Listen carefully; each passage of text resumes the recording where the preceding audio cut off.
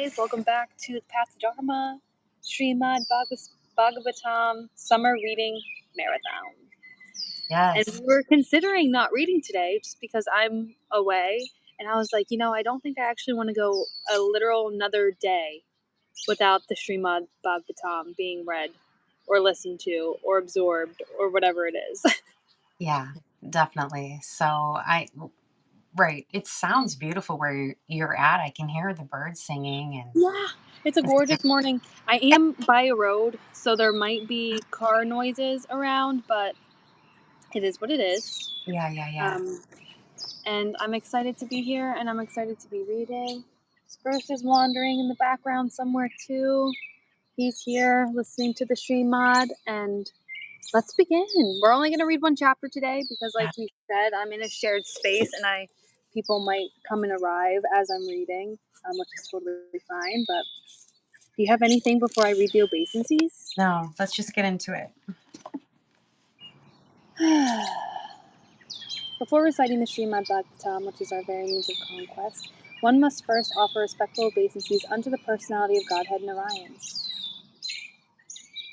Unto Narayan Rishi, the supremest human being, unto Mother Saraswati, the goddess of learning, and unto Srila Vyasadeva, the author. By regular attendance in classes on the Bhagavatam, and by rendering of service to the pure devotee, all that is troublesome to the heart is almost completely destroyed.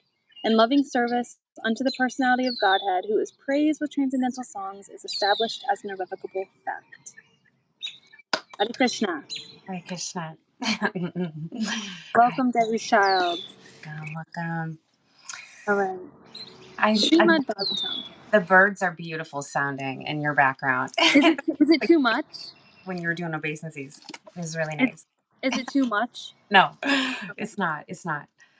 Okay, so here we are in the Srimad Bhagavatam. If you're just coming across our live stream randomly here, I'm Shannon. This is Shay, my daughter, and we've been reading the Srimad Bhagavatam for 5 months now. I was just looking back at our channel. A year ago, we did a video on the Bhagavad Gita, and then 5 months ago, we started reading. And I remember at the time thinking, wow, this is going to take a long time to get through. But as we've been going through it, it's been so ridiculously good.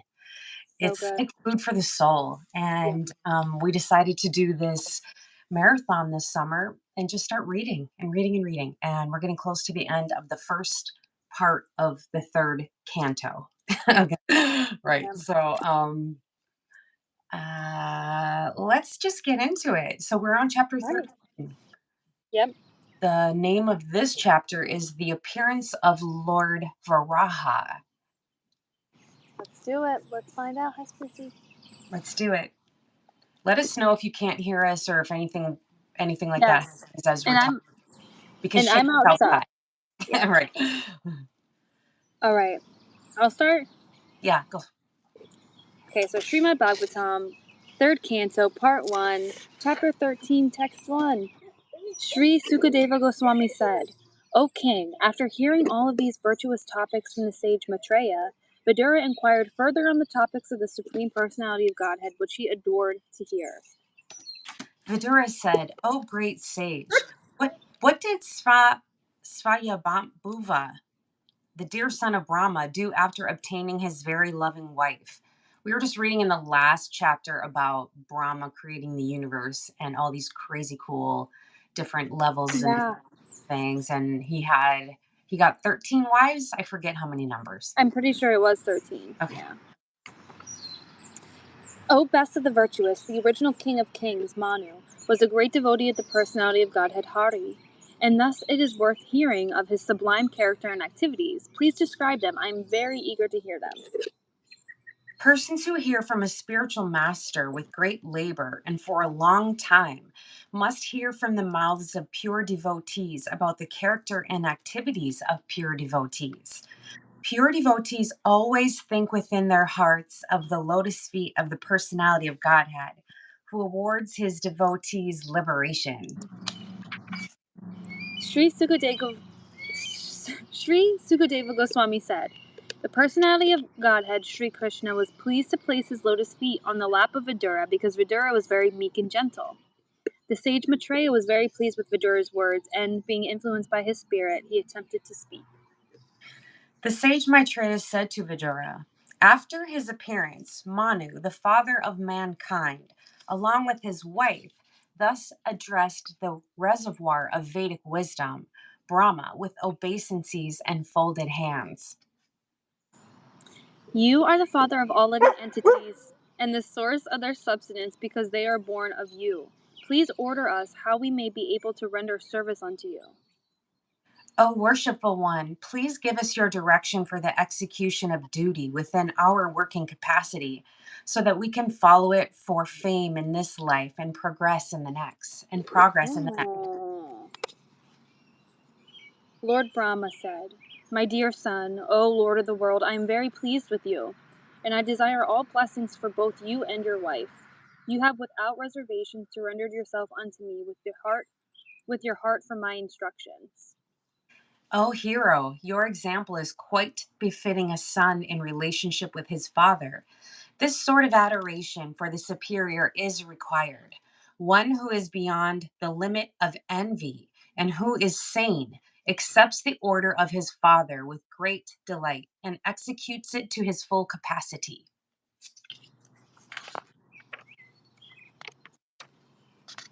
Since you are my very obedient son, I ask you to beget children qualified like yourself in the womb of your wife. Rule the world in pursuance of the principles of devotional service unto the Supreme Personality of Godhead, and thus worship the Lord by performances of yajna. O king, if you can give proper protection to the living beings in the material world, that will be the best service for me. When the Supreme Lord sees you to be a good protector of the conditioned souls, certainly the master of the senses will be very pleased with you. The Supreme Personality of Godhead, Lord Krishna, is the form to accept all the results of sacrifice. If he is not satisfied, then one's labor for advancement is futile. He is the ultimate self, and therefore one who does not satisfy him certainly neglects his own interests. Sri Manu said, O all-powerful Lord, O killer of all sins, I shall abide by your order.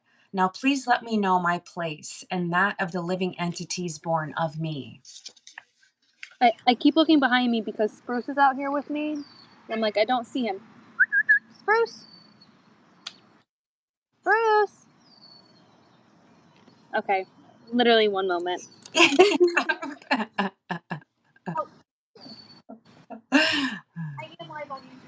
Good morning, all. Chat, we haven't said hi yet. We really didn't want to break our marathon, so thank you so much for your patience with that. What can we do? What can we do who are engaged in this matter of creation? It is the best to let the Almighty Lord direct us. When they say Brahma took a long time to think about it, how long is that? And it just made me think of all those time cycles where it's like, oh, all those numbers, longer than we can really comprehend. Yeah. Okay. The creation of the atom. Right. O master of the demigods, please attempt to lift the earth, which is merged in the great water, because it is the dwelling place for all the living entities. It can be done by your endeavor and by the mercy of the Lord. Wait, where are you? Did I skip a page? You must have. Wait, No, I don't know where you are. That was text 15. No. Yes. No, we're on text 18. Okay, wait. Ah, dang. Okay. You just didn't flip the page. I just didn't flip the page. I just started over. Okay. Oh, sinless Vidura. Is that where I'm at? Yes. Okay. Oh, sinless Vidura. All of a sudden, while Brahma was engaged in thinking, a small form of a boar came out of his nostril. The measurement of the creature was not more than the upper portion of a thumb. Okay, I was just wondering if this was when the boar was going to emerge. And yes, There you go. The upper portion of the thumb of Brahma? I guess so. Okay. O descendant of Bharata, while Brahma was observing him, that boar became situated in the sky in a wonderful manifestation as gigantic as a great elephant. Struck with wonder at observing the wonderful boar-like form in the sky, Brahma, with great Brahmanis like Marichi, as well as the Kumaras and Manu, began to argue in various ways. Is this some extraordinary entity come in the pretense of a boar? It is very wonderful that he has come from my nose. Okay, so what's the significance of the nose? Do you remember how we were learning about the That's like gigantic body? yeah, It's like the nose was there to smell, but there's but something there's something more to it than that. booger bear. Does anybody know? Anybody who's here? Right. Someone said booger boar.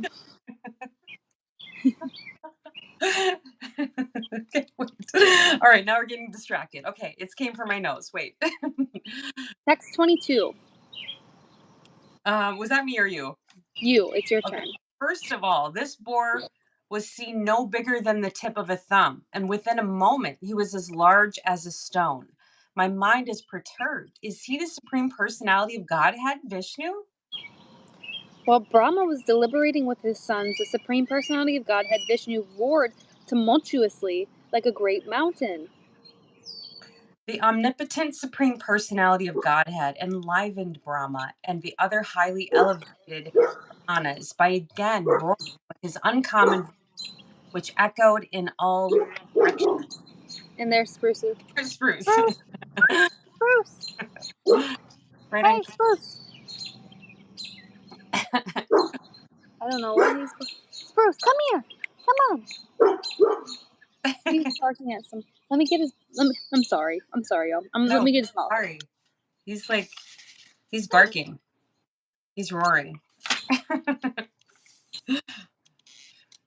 Oh, dog. Okay. That's easy. A fellow dog was walking by. Okay. Okay. All right. We're on 25. Yes. When the great sages and thinkers who are residents of Janaloka, Tapaloka, and Satyaloka heard the tumultuous voice of Lord Boar, which was the all-auspicious sound of the all-merciful Lord, they chanted auspicious chants from the three Vedas. Playing like an elephant, he entered into the water after roaring again in reply to the Vedic prayers by the great devotees. The Lord is the object of the Vedic prayers, and thus he understood that the devotees' prayers were meant for him. Before entering the water to rescue the earth, Lord Boar flew in the sky, slashing his tail, his hard hairs quivering. His very glance was luminous, and he scattered the clouds in the sky with his hooves and his glittering white tusks. He was personality, the Supreme Lord Vishnu, and was therefore transcendental. And yet, because he had the body of a hog, he searched after the earth by smell. Okay, remember we were saying smell. Again, His yes. tusks were fearful, and he glanced over the devotee Brahmanas engaged in offering prayers. Thus he entered the water. Diving. We've been waiting for this, I feel. I know, right? Diving into the water like a giant mountain, Lord Boar divorted the middle of the ocean, and two high waves appeared as the arms of the ocean, which cried loudly as if praying to the Lord, "O Lord of all sacrifices, please do not cut me in two. Kindly give me protection." Wow. Lord Boar penetrated the water with his hooves, which were like sharp arrows, and found the limits of the ocean, although it was unlimited. He saw the earth, the resting place for all living beings, lying as it was in the beginning of creation, and he personally lifted it. Okay, I've heard this story before. Yeah. Really cool to read it. Lord Boar very easily took the earth on his tusks and got it out of the water. Thus he appeared very splendid. Then, his anger glowing like the Sudarsana wheel, he immediately killed the demon, Hiranyaksha, although he tried to fight with the Lord. Thereupon Lord Boar killed the demon within the water, just as a lion kills an elephant. The cheeks and tongue of the Lord became smeared with the blood of the demon, just as an elephant becomes reddish from digging in the purple earth. Oh. Then the Lord, playing like an elephant, suspended the earth on the edge of his curved white tusks. He assumed a bluish complexion like that of a tamala tree, and thus the sages, headed by Brahma, could understand him to be the personality of Godhead, and offered respectful obeisances unto the Lord. All the sages uttered with great respect, O unconquerable enjoyer of all sacrifices, all glories and all victories unto you. You are moving in your form of the personified Vedas, and the hair holes of your body, the oceans are submerged. For certain reasons, to uplift the earth, you have now assumed the form of a boar. It's so cool. O Lord, your form is worshipable by performances of sacrifice, but souls who are simply miscreants are unable to see it. All the Vedic hymns, Gayatri and others, are in the touch of your skin. In your bodily hairs is the kusa grass, in your eyes is the clarified butter, and your 4 legs are the 4 kinds of fruitive activities. O Lord, your tongue is a plate of sacrifice. Your nostril is another plate of sacrifice. In your belly is the eating plate of sacrifice, and another's plate of sacrifice is the holes of your ears. In your mouth is the Brahma plate of sacrifice. Your throat is the plate of sacrifice known as Soma, and whatever you chew is known as Agni Hotra. Wow. Moreover, O Lord, the repetition of your appearance is the desire for all kinds of initiation. Your neck is the place for 3 desires, and your tusks are the result of initiation and the end of all desires. Your tongue is the prior activities of initiation. Your head is the fire without sacrifice as well as the fire of worship. And your living forces are the aggregate of all desires. O Lord, your semen is the sacrifice called Soma Yajna. Your growth is the ritualistic performances of the morning. Your skin and touch sensations are the 7 elements of the Agni Stoma sacrifice. Your bodily joints are the symbols of various other sacrifices performed in 12 days. Therefore, you are the object of all sacrifices called Soma and Asoma, and you are bound by yajnas only. Wow. Wow. O Lord, you are the supreme personality of Godhead and are worshipable by universal prayers, Vedic hymns, and sacrificial ingredients. We offer obeisances unto you. You can be realized by the pure mind freed from all invisible and visible material contamination. We offer our respectful obeisances to you as the supreme spiritual master of knowledge and devotional service. O lifter of the earth with its mountains, which you have lifted with your tusks, is situated as beautifully as a lotus flower with leaves sustained by an infuriated elephant just coming out of the water. Wow, just the visuals I love. I know. O Lord, as the peaks of great mountains become beautiful when decorated with clouds, your transcendental body has become beautiful because of your lifting the earth on the edge of your tusks. O Lord, for the residential purposes of all inhabitants, both moving and non moving, this earth is your wife, and you are the Supreme Father. We offer our respectful obeisances unto you, along with Mother Earth, in whom you have invested your own potency, just as an expert sacrificer puts fire in the Arani wood. Wow. I feel like this is just transporting me to a place where I'm there. You know, It's so like cool. the It's so imagery. magical. It's super magical. I love it. It's great. I love it too. Text 43. Who else but you, the supreme personality of Godhead, could deliver the earth from within the water? It is not very wonderful for you, however, because you acted most wonderfully in the creation of the universe. By your energy, you have created this wonderful cosmic manifestation. O Supreme Lord, undoubtedly we are inhabitants of the most pious planets, the Jana, Tapas, and Satyalokas, but still we have been purified by the drops of water sprinkled from your shoulder hairs by the shaking of your body. O Lord, there is no limit to your wonderful activities. Anyone who desires to know the limit of your activities is certainly nonsensical. Everyone in this world is conditioned by the powerful mystic potencies. Please bestow your causeless mercy upon these conditioned souls.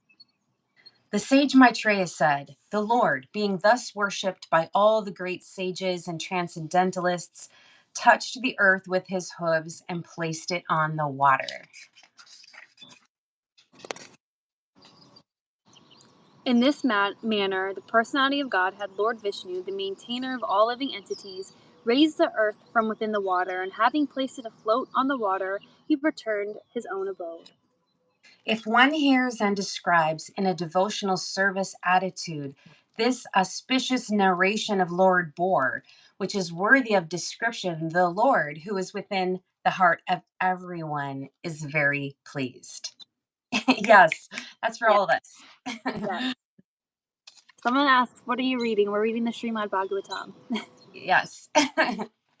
Nothing remains unachieved when the Supreme Personality of Godhead is pleased with someone. By transcendental achievement, one understands everything else to be insignificant. One who engages in transcendental loving service is elevated to the highest perfectional stage by the Lord himself, who is seated in everyone's heart. Who, other than one who is not a human being, can exist in this world and not be interested in the ultimate goal of life? Who can refuse the nectar of narrations about the personality of Godhead's activities, which by itself can deliver one from all material pangs? Not me. I can't That's it. refuse. That's it. That's it. You know what I was wondering just suddenly? People who randomly pop in and just hear, let's say they just hear a second of us or two, 30 seconds of us reading, and then they leave because they're like, what is this?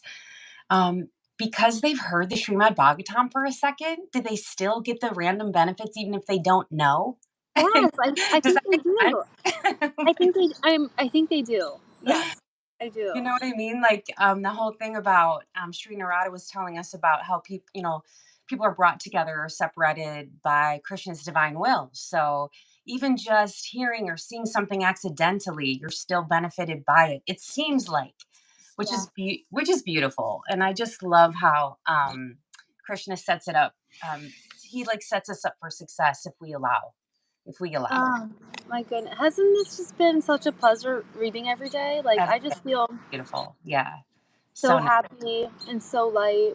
And even just reading the obeisances unto Lord Vishnu, Lord Krishna, it just feels Yeah. so good to my heart.